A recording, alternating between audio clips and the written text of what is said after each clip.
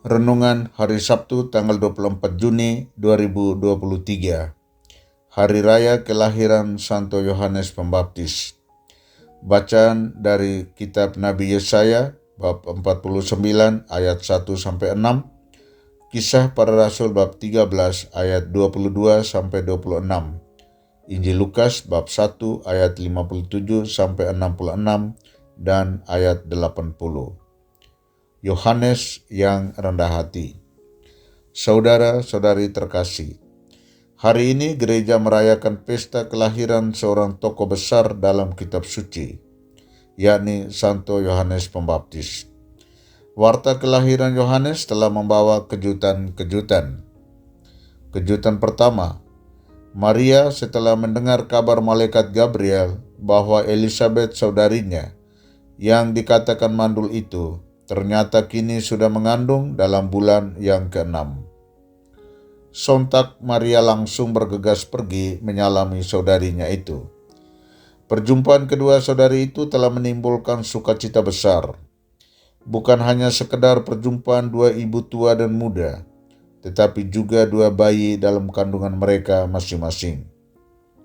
Yesus dalam kandungan Maria dan Yohanes dalam kandungan Elisabet. Sapaan dan pujian terjadi atas dorongan Roh Kudus di antara mereka. Keduanya sadar bahwa karya Allah lah yang terjadi di antara mereka. Mada pujian pantas dialamatkan kepada Allah. Kejutan kedua terjadi dalam diri Zakaria. Ketika malaikat memberi kabar bahwa Elisabet mengandung, Zakaria ragu apakah mungkin dirinya dan istrinya yang sudah kakek nenek bisa mendapatkan anak. Atas keraguannya itu, Zakaria menjadi bisu dan dapat berbicara lagi setelah anaknya lahir. Kejutan ketiga, namanya Yohanes. Nama yang tidak lazim karena tidak terdaftar dalam keturunan. Tetapi itulah nama yang dikehendaki oleh Tuhan. Sebab kelahirannya telah diramalkan oleh Nabi Yesaya bahwa dialah yang akan mempersiapkan kedatangan Mesias. Dia bagaikan pedang yang tajam dan anak panah yang runcing. Melalui dia, warta pertobatan kepada seluruh bangsa Israel disampaikan. Israel harus bertobat, sebab kerajaan Allah sudah dekat.